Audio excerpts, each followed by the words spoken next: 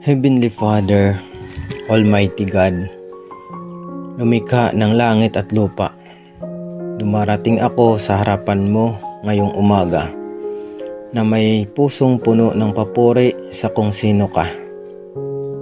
Ikaw ang pinagmumulan ng lahat ng karunungan, ang liwanag na gumagabay sa atin sa kadiliman ng mundong ito, at ang pundasyon kung saan tayo nagtatayo ng ating buhay. Nagpapasalamat ako sa iyo, Lord, sa hindi mabilang na mga biyayang ipinagkaloob mo sa akin, sa hangin na aking nilalanghap, sa pag-ibig na aking nararanasan, at sa kapayapaang malayang iniaalok mo sa mga naghahanap sa iyo. Lord Jesus Christ, kinikilala ko ang aking mga pagkukulang at humihingi ng kapatawaran. Sa parehong hininga, pinapatawad ko ang mga nagkasala sa akin, naglalabas ng anumang pait o sama ng loob. Linisin mo ang aking puso, O Diyos, at baguhin mo ang isang matatag na espiritu sa loob ko. Habang inilalatag ko ang mga pasanin ng pagkakasala at pinatawad ang iba, naway ang iyong kapayapaan na higit sa lahat ng pagkaunawa ay ingatan ang aking puso at isipan kay Kristo Jesus. Lord Jesus Christ, gabayan mo ako sa iyong karunungan at tulungan mo akong magkaroon ng pangunawa. Father God, sa iyong makapangyarihang pangalan, sinasaway ko ang mga plano at pag-atake ng kaaway. Ako ay tumatayo laban sa mga pwersa ng kadiliman na naglalayong idiskarel ako mula sa iyong layunin, na naghahayag ng tagumpay laban sa bawat anyo ng tukso, panghihina ng loob at panlilinlang. Itinatali ko ang espiritu ng takot, pagkabalisa at pagkalito, sapagkat alam kong hindi mo ako binigyan ng espiritu ng takot, kundi ng kapangyarihan, pag-ibig at katinuan. Humihingi ako ng iyong proteksyon sa aking buhay. Pinangangalagaan ako mula sa kapahamakan at pinapatnubayan ako mula sa mga patibong ng kaaway.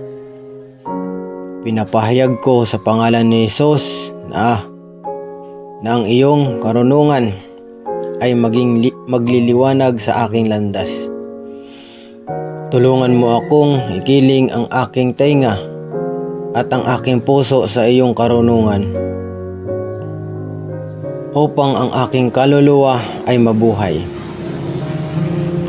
Bigyan mo ako ng pag-unawa upang gumawa ng mga desisyon na naaayon sa iyong kalooban, at ang pag-unawa upang i-navigate ang mga komplikado ng aking buhay ng may biyaya. Tulungan mo akong itayo ang aking buhay sa matibay na pundasyon ng iyong salita, upang pagdating ng mga unos, hindi ako matitinag, kundi maninindigan sa pananampalataya at pagtitiwala. Mahabaging Diyos, nagpapasalamat kami sa pagbibigay mo ng biyaya sa mga mapagpakumbaba. Punuin mo ang amin mapagpakumbabang puso ng iyong karunungan at katotohanan.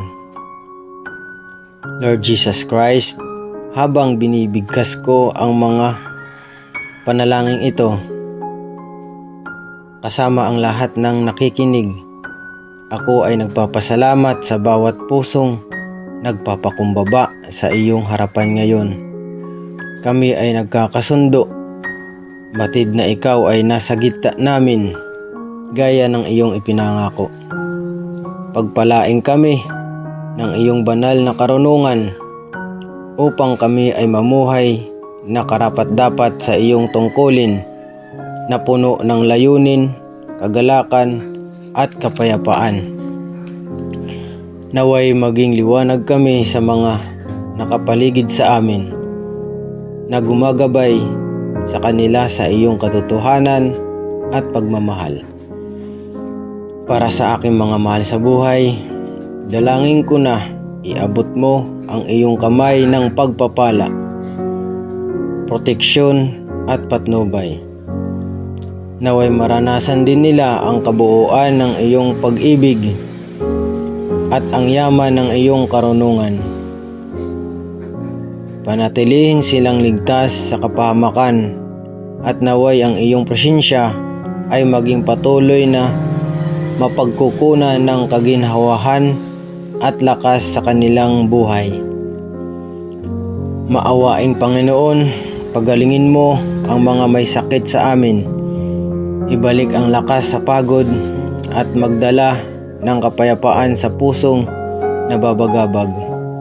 Inaangking ko ang tagumpay laban sa sakit at nagpahayag ng kagalingan sa makapangyarihang pangalan ni Jesus. Naway punuin kami ng iyong banal na espiritu, gabayan ng aming mga hakbang at bigyan kami ng kapangyarihan upang isabuhay ang iyong kalooban sa bawat araw.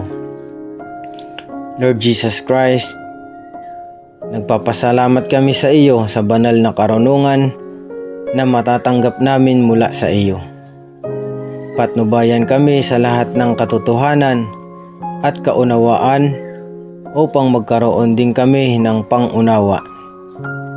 Mahabaging Ama, iniaalay namin ang aming buhay sa iyong mapagmahal na bisig. Lord Jesus Christ, sapagkat sa iyo ang kaharian, ang kapangyarihan at ang kaluwalhatian magpakailanman. Thank you Lord sa pagdinig at pagsagot sa aking panalangin. In the mighty name of Jesus I pray. Amen. Thank you Father God, thank you Lord Jesus Christ, thank you Holy Spirit.